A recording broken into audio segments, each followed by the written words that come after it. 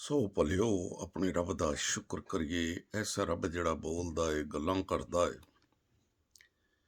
ਤੇ ਸਾਨੂੰ ਉਸ ਦੀਆਂ ਗੱਲਾਂ ਨੂੰ ਸੁਣਨ ਦਾ ਮੌਕਾ ਮਿਲਦਾ ਹੈ। ਮੇਰੀ ਤਰਫੋਂ, ਮੇਰੇ ਬੱਚਿਆਂ ਦੀ ਤਰਫੋਂ ਤੇ ਨੀਦਰਲੈਂਡ ਦੀ ਕਲੀਸਿਆ ਦੀ ਤਰਫੋਂ ਤੇ ਸਾਰੇ ਸੁਣਨ ਵਾਲਿਆਂ ਨੂੰ ਸਲਾਮ ਪਹੁੰਚੇ। ਤੇ ਅੱਜ ਜੋ ਕੁਝ ਅਸੀਂ ਖੁਦਾਵੰਦ ਦੇ ਕਲਾਮ ਦੇ ਵਿੱਚੋਂ ਸੁਣਨ ਵਾਲੇ ਹਾਂ, ਸਿੱਖਣ ਵਾਲੇ ਹਾਂ, ਇਹਨਾਂ ਗੱਲਾਂ ਉੱਤੇ ਗੌਰ ਕਰੀਏ, ਤਵੱਜਾ ਕਰੀਏ, ਕਿਉਂਕਿ ਬਾਈਬਲ 'ਚ ਲਿਖਿਆ ਮਿਲਦਾ ਹੈ, ਜਿਹੜਾ ਮੇਰੇ ਕਲਾਮ ਨੂੰ ਬੜੀ ਗੌਰ ਨਾਲ, ਤਵੱਜਾ ਨਾਲ, ਧਿਆਨ ਨਾਲ ਸੁਣੇਗਾ, ਉਹ ਬੰਦਾ ਭਲਾਈ ਵੇਖੇਗਾ। ਸੋ ਕੱਲ੍ਹ ਵੀ ਅਸੀਂ ਖੁਦਾਵੰਦ ਦੇ ਕਲਾਮ ਦੇ ਵਿੱਚੋਂ ਸੁਣਿਆ, ਸਿੱਖਿਆ, ਪਲਾਤੂਸ ਜਿਹੜਾ ਹੈ ਸਰਦਾਰ ਕਾਹਨ ਹੈ, ਪਲਾਤੂਸ ਨੇ ਸਰਦਾਰ ਕਾਹਨਾਂ ਤੇ ਆਮ ਲੋਕਾਂ ਨੂੰ ਆਖਿਆ, ਲੂਕਾ 23 ਬਾਪ ਉਹਦੀ 4 ਹੈ, ਮੈਂ ਇਹਦੇ ਵਿੱਚ ਕੋਈ ਕਸੂਰ ਨਹੀਂ ਹੋ ਪਾਉਣਾ, ਮੈਨੂੰ ਕੋਈ ਕਸੂਰ ਨਹੀਂ ਇਹ 'ਚ ਨਜ਼ਰ ਆਉਂਦਾ। ਪਰ ਲੋਕਾਂ ਨੂੰ ਖੁਸ਼ ਕਰਨ ਦੀ ਖਾਤਰ ਫਿਰ ਉਹਨੇ ਚੁੱਕਿਆ ਇਹ, ਨਾਲੇ ਤੇ ਸਾਡੀ ਦੁਸ਼ਮਣੀ ਮਿਟ ਜਾਏਗੀ। ਉਹਨੇ ਹੈਰੋਦੀਸ ਦੇ ਕੋਲ ਇਹ ਮੁਕੱਦਮਾ ਭੇਜ ਸਕਦਾ, ਹਾਲਾਂਕਿ ਉਹ ਛੱਡ ਸਕਦਾ ਸੀ। ਜਦੋਂ ਕਹਿ ਦਿੱਤਾ ਹੈ ਕਿ ਮੈਂ ਇਹਦੇ ਵਿੱਚ ਕੋਈ ਐਸੀ ਗੱਲ ਨਹੀਂ ਪਾਉਣਾ ਜਿਹੜੇ ਇਲਜ਼ਾਮ ਤੁਸੀਂ ਲਾਉਂਦੇ ਹੋ ਕਿ ਇਹਨੂੰ ਕਸੂਰਵਾਰ ਠਹਿਰਾਇਆ ਜਾਏ, ਕਸੂਰਵਾਰ ਨਹੀਂ, ਪਰ ਆਪਣੇ ਉਸ ਅਹੁਦੇ ਦਾ ਨਜਾਇਜ਼ ਫਾਇਦਾ ਉਠਾਇਆ ਤੇ ਹੈਰੋਦੀਸ ਦੇ ਕੋਲ ਭੇਜ ਦਿੱਤਾ ਹੈ। ਤੇ ਹੈਰੋਦੀਸ ਇਸ ਗੱਲ ਨੂੰ ਵੇਖ ਕੇ ਬੜਾ ਖੁਸ਼ ਹੋਇਆ। ਕਾਹਦੇ ਲਈ ਖੁਸ਼ ਹੋਇਆ? ਕਿ ਇਹਨੂੰ ਤੇ ਮੈਂ ਬਚਪਨ 'ਚ ਹੀ ਮਾਰਨਾ ਚਾਹੁੰਦਾ ਸੀ, ਇਹ ਬਚਪਨ ਤੋਂ ਬਚਿਆ ਹੋਇਆ, ਚਲੋ ਇਹਦੇ ਦੇਖਨੇ ਆ ਮੋਜ਼ੇ, ਉਹਦੇ ਨਾਲ ਗੱਲਾਂ ਕਰਦਾ, ਉਹ ਚੁੱਪ ਏ। ਤੇ ਫਿਰ ਦੱਸ ਦੀਏ, ਸਰਦਾਰ ਕਾਹਨ ਤੇ ਫੱਕੀਆਂ ਨੇ ਬੜਾ ਸ਼ੋਰ ਮਚਾਇਆ ਤੇ ਇਲਜ਼ਾਮ ਲਾਇਆ ਹੈ, ਤੇ ਹੈਰੋਦੀਸ ਵੀ ਆਪਣੇ ਸਿਪਾਹੀਆਂ ਸਮੇਤ ਉਹਨੂੰ ਜ਼ਲੀਲ ਕਰਨ ਤੇ ਠੱਠਿਆਂ ਚੜਾਉਣ ਲੱਗਾ। ਜ਼ਲੀਲ ਕਰਨ, ਨਾ ਸਿਰਫ ਆਪ ਬਲਕਿ ਆਪਣੇ ਸਿਪਾਹੀਆਂ ਨੂੰ ਲੈ ਕੇ ਵੀ। ਤੇ ਉਸੇ ਦਿਨ ਤੋਂ ਦੋਨੇ ਹੀ ਆਪਣੇ ਬਿਨੋਂ, ਵੇਖੋ ਵੀ ਅਸੀਂ ਖੁਦਾਵੰਦ ਯਿਸੂ ਮਸੀਹ ਨੂੰ ਬੜਾ ਜ਼ਲੀਲ ਕੀਤਾ ਹੈ, ਦੋਨੇ ਹੀ ਆਪਸ ਵਿੱਚ ਫਿਰ ਦੋਸਤ ਬਣ ਗਏ। ਤੇ ਇਹਨੇ ਫਿਰ ਚੁੱਕਿਆ ਉਹਨੂੰ ਤੇ ਪਲਾਤੂਸ ਦੇ ਕੋਲ ਭੇਜ ਦਿੱਤਾ ਹੈ। ਤੇ ਫਿਰ ਜਦੋਂ ਪਲਾਤੂਸ ਦੇ ਕੋਲ ਆ ਗਿਆ ਤੇ ਸਰਦਾਰ ਕਾਹਨ ਤੇ ਆਮ ਲੋਕ ਜਮ੍ਹਾਂ ਹੋਏ ਤੇ ਉਹਨਾਂ ਨੇ ਆਖਿਆ, ਇਹ ਸਾਨੂੰ ਲੋਕਾਂ ਨੂੰ ਬਹਕਾਉਣ ਵਾਲਾ ਲੱਗਦਾ ਹੀ ਹੋ। ਤੇ ਉਹਨੇ ਆਖਿਆ ਵੀ ਮੈਂ ਤੇ ਪੂਰੀ ਤਹਿਕੀਕਾਤ ਕੀਤੀ ਆ, ਜਿਹੜਾ ਇਲਜ਼ਾਮ ਤੁਸੀਂ ਇਹ 'ਤੇ ਲਾਉਂਦੇ ਹੋ ਇਹ 'ਤੇ ਲੱਗਦਾ ਹੀ ਨਹੀਂ, ਤੇ ਮੈਂ ਇਹਦੇ 'ਚ ਕੋਈ ਕਸੂਰ ਨਹੀਂ ਗਾ ਪਾਉਣਾ। ਤੇ 15 'ਚ ਲਿਖਿਆ, ਨਾ ਹੈਰੋਦੀਸ ਨੇ ਇਹਦੇ ਵਿੱਚ ਕੋਈ ਕਸੂਰ ਵੇਖਿਆ ਹੈ ਤੇ ਨਾ ਮੈਂ ਵੇਖਿਆ ਹੈ। ਫਿਰ ਵੀ ਅਗਰ ਤੁਸੀਂ ਕਹਿੰਦੇ ਹੋ ਤੇ ਚਲੋ ਇਹਨੂੰ ਕੁੱਟ ਮਾਰ ਲੈਂਦੇ ਆ। ਜਦੋਂ ਕਸੂਰ ਹੀ ਨਹੀਂ ਤੇ ਕੁੱਟ ਮਾਰਨ ਦਾ ਕੀ ਤੁੱਕ ਬਈ। ਤੇ ਜਦੋਂ ਆਖਿਆ ਨਾ ਵੀ ਚਲੋ ਬੰਦਿਆਂ ਨੂੰ ਮਾੜਾ ਮੋਟਾ ਰਾਜੀ ਕਰ ਦਿੰਦੇ ਤੇ ਫੇਰ ਛਡਾ ਲੈਂਦੇ ਆ, ਤੇ ਬੰਦੇ ਹੋਰ ਸਿਰ ਤੇ ਚੜ ਗਏ। ਜਦੋਂ ਆਖਿਆ ਇਹਨੂੰ ਕੁੱਟ ਮਾਰ ਕੇ ਤੇ ਇਹਨੂੰ ਛੱਡ ਦਿੰਦੇ ਆ, ਤੇ ਤੁਸੀਂ ਹਰ ਈਦ ਤੇ ਇੱਕ ਬੰਦੇ ਨੂੰ ਛਡਵਾਉਂਦੇ ਹੋ, ਤੇ ਚਲੋ ਇਹਨੂੰ ਛੱਡ ਦਿੰਦੇ ਆ। ਉਹਨੇ ਆਖਿਆ ਨਹੀਂ, ਬਰਾਬਾ ਨੂੰ ਛੱਡ ਦੇ, ਇਹਨੂੰ ਨਹੀਂ ਉਹ ਛੱਡਣਾ।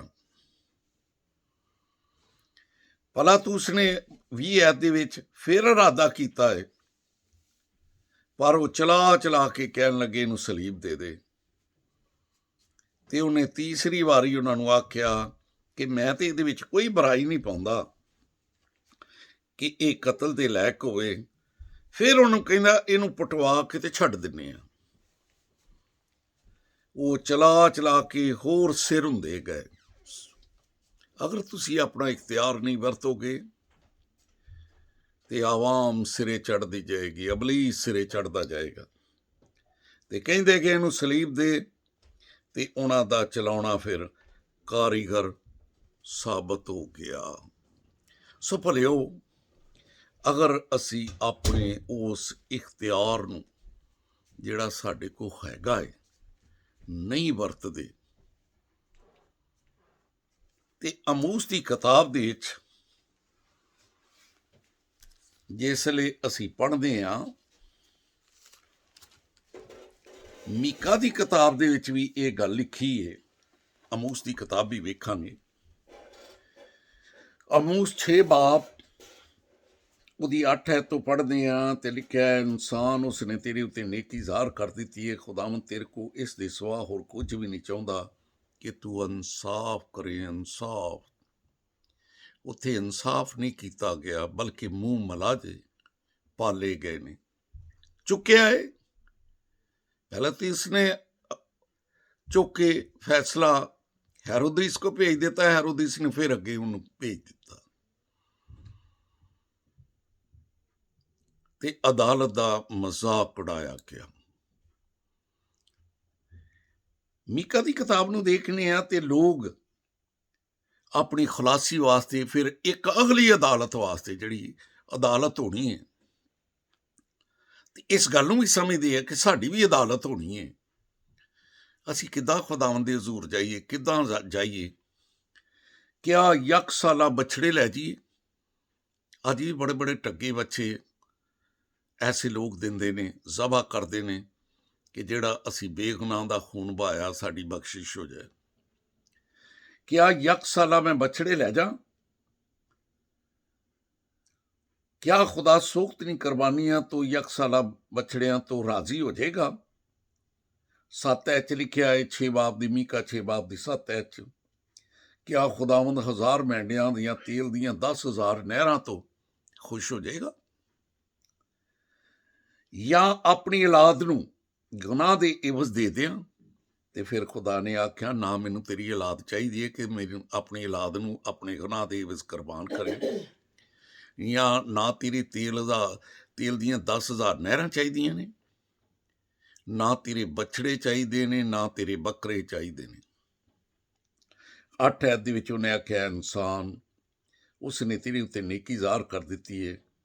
खुदावंद तेरे को इस दे सिवा होर कुछ भी नहीं चाहुंदा, ते वो चाहुंदा है कि तू इंसाफ कर। इंसाफ करें ते रहम दिली नूं अजीज रखे ते अपने खुदावंद दे हजूर फरोतनी दे नाल चले।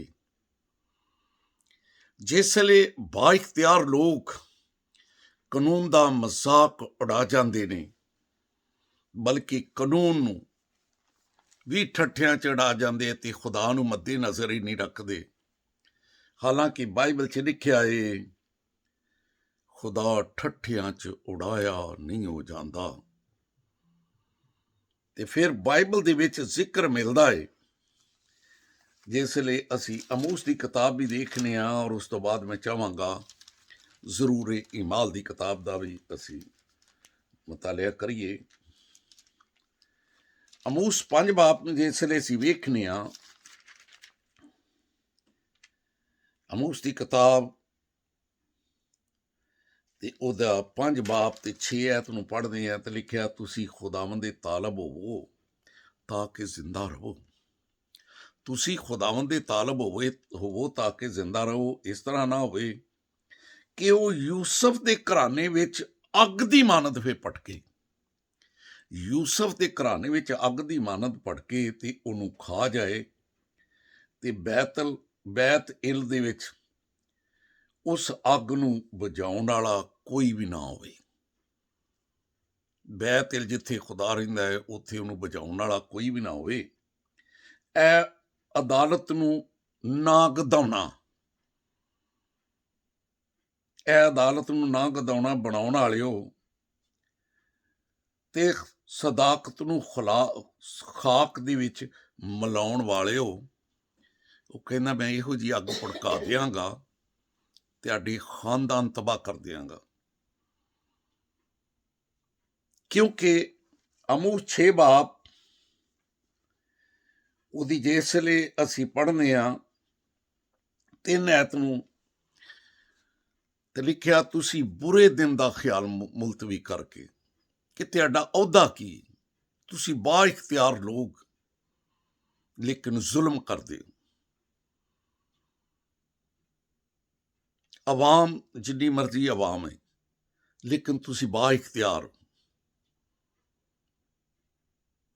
ਉਹ ਛੱਡ ਸਕਦਾ ਸੀ, ਨਹੀਂ ਛੱਡਿਆ, ਆਵਾਮ ਨੂੰ ਖੁਸ਼ ਕਰਦਾ ਰਿਹਾ। ਉਹ ਇਹਨੂੰ ਚੱਲ ਇਹਨੂੰ ਕੁੱਟ ਮਾਰ ਲਓ, ਇਹਨੂੰ ਕੁੱਟ ਮਾਰ ਲਓ, ਕੁੱਟ ਮਾਰ ਕੇ ਛੱਡ ਦਿਓ। ਕਾਹਦੇ ਨਹੀਂ ਕੁੱਟਣਾ ਮਾਰਨਾ ਬਈ, ਜਦ ਉਹ 'ਚ ਕਸੂਰ ਹੀ ਕੋਈ ਨਹੀਂ। ਤੇ ਲਿਖਿਆ ਏ ਆਮੋਸ 3 ਬਾਬ ਉਹਦੀ 6 'ਚ, ਤੁਸੀਂ ਬੁਰੇ ਦਿਨ ਦਾ ਖਿਆਲ ਮੁਲਤਵੀ ਕਰਕੇ ਕਿ ਇੱਕ ਦਿਨ ਤੁਹਾਡੇ ਕੋਲ ਵੀ ਪੁੱਛਦਾ ਸੁਣੀ ਹੈ ਕਿ ਤੇਰੇ ਕੋਲ ਇਨਸਾਫ ਦੀ ਕੁਰਸੀ ਸੀ। ਤੁਸੀਂ ਬੁਰੇ ਦਿਨ ਦਾ ਖਿਆਲ ਮੁਲਤਵੀ ਕਰਕੇ ਤੇ ਜ਼ੁਲਮ ਦੀ ਕੁਰਸੀ ਨੂੰ ਫਿਰ ਲਾਗੇ ਕਰ ਦਿਓ, ਜ਼ੁਲਮ ਦੀ ਕੁਰਸੀ ਨੂੰ।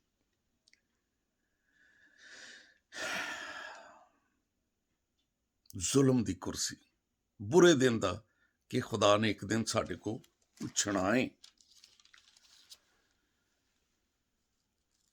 ਤੇ ਈਮਾਲ ਦੀ ਕਿਤਾਬ ਨੂੰ ਜਿਸ ਵੇਲੇ ਅਸੀਂ 12 ਬਾਬ ਤੇ 21 ਐਤ ਤੋਂ ਪੜ੍ਹੀਏ ਫਿਰ, ਤੇ ਉਹੀ ਬੰਦਾ ਜਿਹੜਾ ਬੜਾ ਠੱਠਿਆ ਚੜਾਉਂਦਾ ਪਿਆ ਹੈ ਖੁਦਾਵੰਦ ਯਿਸੂ ਮਸੀਹ ਨੂੰ। ਈਮਾਲ ਦੀ ਕਿਤਾਬ 12 ਬਾਬ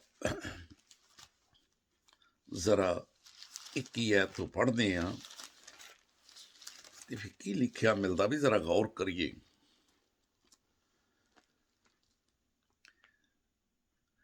ਹੈਰੋਦੀਸ ਨੇ ਇੱਕ ਦਿਨ ਮੁਕਰਰ ਕੀਤਾ, ਵੱਧਦਾ ਗਿਆ ਨਾ, ਉਹਨੇ ਖੁਦਾਵੰਦ ਯਿਸੂ ਮਸੀਹ ਨੂੰ ਠੱਠਿਆਂ ਚੜਾਇਆ। ਉਹਨੇ ਆਖਿਆ ਮੈਨੂੰ ਹੁਣ ਕੌਣ ਰੋਕ ਸਕਦਾ।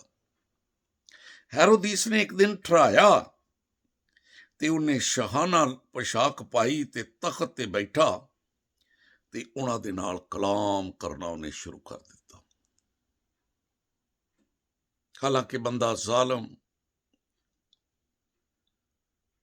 ਖੁਦਾਵੰਦ ਯਿਸੂ ਮਸੀਹ ਦੇ ਬਾਰੇ ਯਹੋਨਾ ਦੀ ਅੰਜੀਲ 'ਚ ਲਿਖਿਆ ਹੈ ਕਿ ਇਬਤਦਾ ਦੇ ਵਿੱਚ ਕਲਾਮ ਸੀ ਤੇ ਕਲਾਮ ਖੁਦਾ ਦੇ ਨਾਲ ਸੀ ਤੇ ਕਲਾਮ ਹੀ ਖੁਦਾ।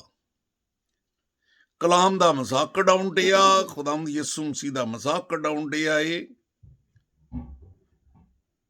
ਸਿਪਾਹੀਆਂ ਸਮੇਤ ਉਹਨੂੰ ਜ਼ਲੀਲ ਕਰਨ ਡਿਆ ਏ ਤੇ ਹੁਣ ਕਲਾਮ ਕਰਨ ਡਿਆ ਬਈ ਆਪ ਵੀ। ਤੇ ਲਿਖਿਆ ਏ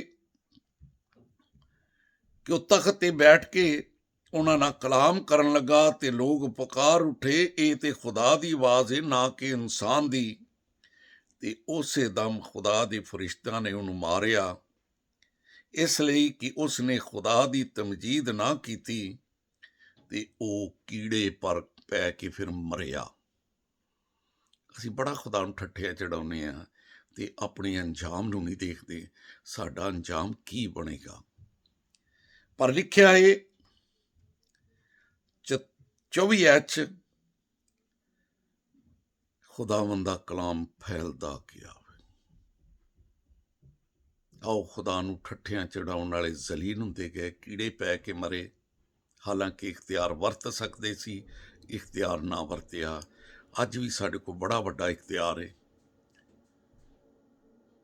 ਈਮਾਲ 20 ਬਾਬ 28 'ਚ ਲਿਖਿਆ, ਤੂੰ ਆਪਣੀ ਤੇ ਆਪਣੇ ਗੱਲੇ ਦੀ ਹਿਫਾਜ਼ਤ ਕਰੀ। ਅਸੀਂ ਗੱਲੇ ਨੂੰ ਕੁਰਬਾਨ ਕਰ ਦਿੰਦੇ ਹਾਂ, ਅਸੀਂ ਭੇੜੀਆਂ ਦੇ ਹੱਥ ਦੇ ਦਿੰਦੇ ਹਾਂ ਤੇ ਇਹ ਭੇੜੀਏ ਕੋਈ ਹੋਰ ਨੇਗੇ। ਬਾਈਬਲ 'ਚ ਲਿਖਿਆ ਤੁਹਾਡੇ ਵਿੱਚੋਂ ਹੀ ਆ ਜਿਹੜੇ ਸ਼ਾਗਿਰਦਾਂ ਨੂੰ ਆਪਣੀ ਤਰਫ ਖਿੱਚਦੇ ਆ, ਖੁਦਾ ਦੀ ਤਰਫ ਨਹੀਂ। ਆਪਣੇ ਇਖਤਿਆਰ ਨੂੰ ਵਰਤੀਏ, ਚੰਗੇ ਰਹਿ ਜਾਂਗੇ। ਸੋ ਵੀ ਖੁਦਾ ਤੈਨੂੰ ਬੜੀ ਬਰਕਤ ਦੇ। ਮੇਰੇ ਚੈਨਲ ਦਾ ਨਾਂ ਹੈ ਰੱਬ ਦੀਆਂ ਗੱਲਾਂ। ਇਹਨੂੰ ਜ਼ਰੂਰ ਸ਼ੇਅਰ ਕਰਿਓ, ਲਾਈਕ ਕਰਿਓ, ਬੈਲ ਦਾ ਬਟਨ ਦਬਾਇਓ ਤਾਂ ਕਿ ਰੱਬ ਦੀਆਂ ਗੱਲਾਂ ਜਿਹੜੀਆਂ ਅੱਖਾਂ ਖੋਲ੍ਹਦੀਆਂ ਹੈ ਸਾਡੇ ਤੱਕ ਪਹੁੰਚਦੀਆਂ ਰਹਿਣ। ਖੁਦਾ ਤੈਨੂੰ ਬਰਕਤ ਦੇਵੇ।